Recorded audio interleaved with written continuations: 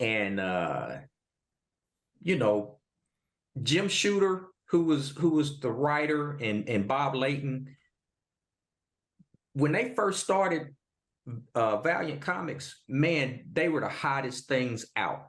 I mean, the hottest comics out. Everybody was buying. Then Shadow Man was good. Shadow Man would be a good. I mean, Valiant has, as small as Valiant is, they have some really good characters that I think would transition well on screen, whether it be television or movie. Because when I'm thinking about those other comics, those I shouldn't call them offshoot comics, but those other independent comics like the Valiant and the Image and everything. Do you think it's good for them? I don't know. Do y'all think it's good for them to come out with movies first, or should they go to TV, like do a Netflix series or something like that first? Depends on the title, because Spawn is a big enough independent. If you want to call Image, I think Image is within the big three. You know, we always say the big two, DC and Marvel, but you gotta put, because one, they've been around so long, and they've shown that they can put out good books.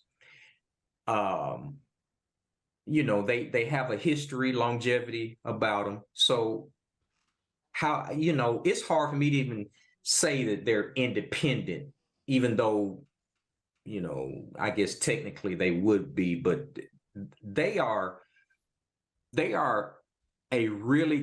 Image is a really good company. One, because it's like as known as Spawn is, he's known to the comic book. Like I said, we've already established there's more people that go to the movies that for these movies go to the movies that know the movies more than they know the comics. You see what I'm saying? So, but that's like every other thing, though. You know, when what is that that movie that had all the books, the Mockingbird? What is it? Oh, you talking about Mockingjay? Yeah, we stumbled on this. The Hunger Games. Hunger Games. You know, those books were only big to the people that read those books, but the movies were, you know, box office hits. Well, it depends on the character too, because you think about it, you get a character. Some characters are going to translate better to movies than they are TV series. Yeah. Some characters are going to translate better if they are HBO or a pay-per-view channel or streaming than they would network TV. Well, I mean, Lobo, for example, you can have a Lobo show on network TV because Lobo is not that kind of character. Well, you can't have them on network TV, but you can have them on Netflix. Well, when I talk about network TV, I'm talking about something that doesn't let you cuss or act lewd. Right, but that's what I'm saying. Well, first of all, I wouldn't want to see any superhero that's on the network. If it's not on HBO Max or Hulu or something like that, I don't want to see it because I know it's going to be watered down. That's one of the reasons I'm kind of tired of the Flash and WB and all that. I think one reason that a lot of the reboots work, like we're not talking about Star Trek, but I think one reason the Star Trek not reboots, but spin-offs are working is because they're able to do a few more things and be a little grittier on streaming platforms than they would have been just regular syndication. And I think that's kind of the path that a lot of these, especially people who are producing these shows and want to tell a story, that's the path they're following.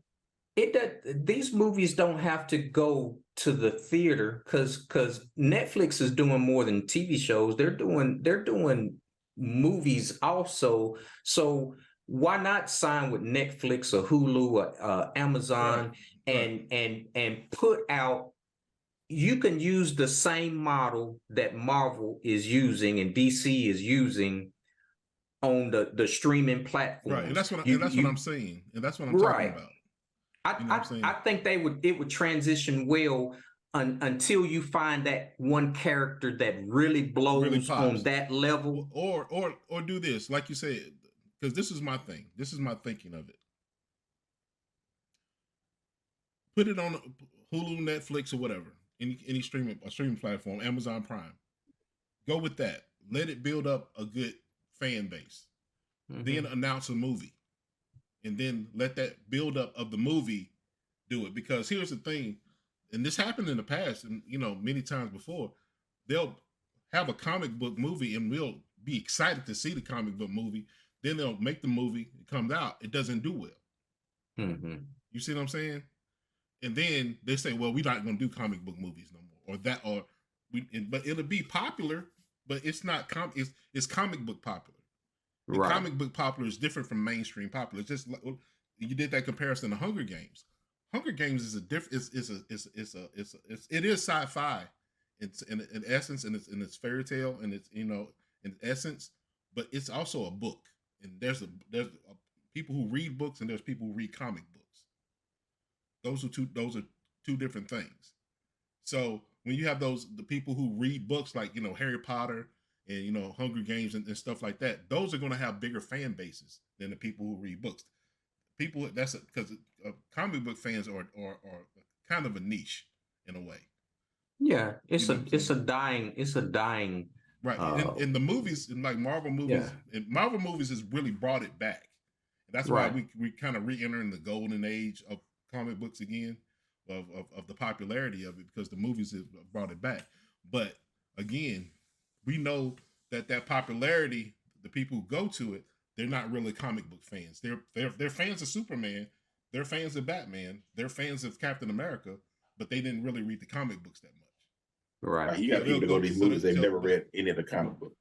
But because they're fans of all those things, because they've grown up to it. They've seen the cartoons, they've seen the all the toys and all that for over the the decades. So now they'll go to the movies.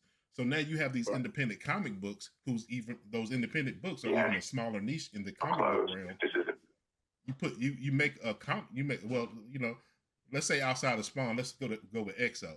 We do a movie of EXO. People like the large majority of them like they're just doing another superhero movie, not knowing that it came from a comic book. Right. You know what I'm saying? And that's the worry about it. And I would like it. My thing is, if you would take that time and then go to a streaming platform and say, okay, let's do 10 to 12 episode run of EXO and see how it goes, and let it build up and build up that fan base. And then once we build up that fan base and people get into it, then we'll do a movie of it. Right. And then, and then we'll spawn it from there. And then when the season 2 comes, we'll expand the universe and add more heroes and more, you see what I'm saying? Things of that nature. And that's my logic of it, because like I said, we both seen it before. They come out with these comic book movies, and I think there was some, if I'm not mistaken, there was a couple comic book movies that came out during the Marvel time that people didn't really take to, even during when Marvel was coming up. Punisher movie wasn't. Yeah.